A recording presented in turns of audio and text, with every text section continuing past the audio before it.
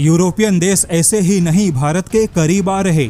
असल में यूरोपियन देशों को मालूम है कि भारत की ताकत क्या है और भारत केवल बातें नहीं करता बल्कि भारत ने पूरी दुनिया के सामने अपनी ताकत को प्रमाणित किया। जैसे कि हाल ही में भारत ने अंतरिक्ष सुरक्षा एवं निगरानी क्षेत्र में एक मील का पत्थर हासिल किया। अहमदाबाद की निजी स्पेस स्टार्टअप कंपनी एजिस्टा स्पेस द्वारा बनाए गए सैटेलाइट ने करीब 300 किलोमीटर की दूरी से इंटरनेशनल स्पेस स्टेशन की हाई क्वालिटी तस्वीरें लेने में सफलता हासिल की। इस तकनीकी उपलब्धि ने न केवल भारत के गर्व को बढ़ाया बल्कि भारत की प्राइवेट स्पेस कंपनियों ने दिखा दिया कि अगर उन्हें फंडिंग मिले तो फिर वह अमेरिकी प्राइवेट स्पेस कंपनियों को टक्कर दे सकती हैं। इस समय जिस प्रकार से भारत के डिफेंस और स्पेस में प्राइवेट कंपनियां मजबूत हुई, उसने निश्चित तौर पे पूरी दुनिया को चौंकाया, क्योंकि भारत की प्राइवेट कंपनियां बहुत ही कम फंडिंग में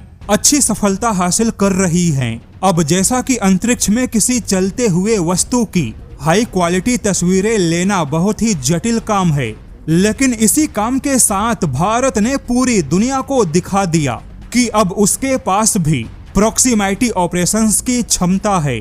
यानी कि भारत न केवल किसी सैटेलाइट के पास जाकर डॉकिंग कर सकता है बल्कि अंतरिक्ष में किसी भी सैटेलाइट को ट्रैक कर सकता है।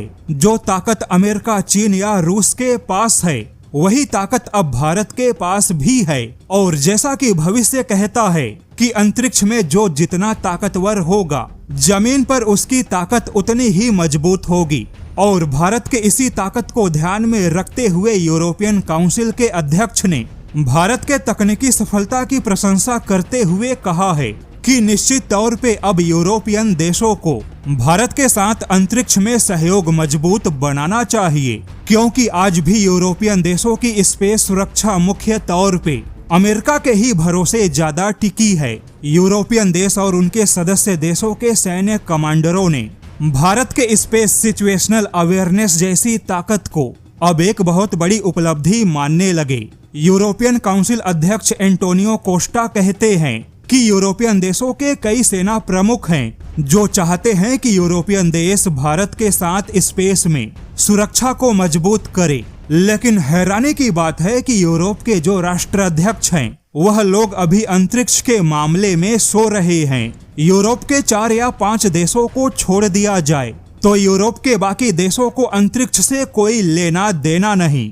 यहाँ तक कि यूरोपियन स्पेस एजेंसी के 23 सदस्य देश हैं, लेकिन 23 देश मिलकर भी स्पेस मिशन के लिए फंड नहीं दे पाते। सही फंड ना मिलने और सही फैसला ना लेने की वजह से यूरोपियन देश स्पेस रिसर्च में पिछड़ गए। वहीं स्पेस केवल रिसर्च का विषय नहीं रहा बल्कि स्पेस अब सीधे रणनीतिक युद्ध का क्षेत्र बन चुका है। अब अंतरिक्ष में अमेरिका के भरोसे रहना ठीक नहीं, वहीं चीन के साथ स्पेस में कोई सहयोग संभव नहीं, जबकि रूस को खुद यूरोपियन देश सबसे बड़ा दुश्मन मानते हैं। तो ऐसे में कुल मिलाकर भारत वह देश है जहां यूरोपियन देशों को अंतरिक्ष में बड़ी उम्मीद दिखाई देती है।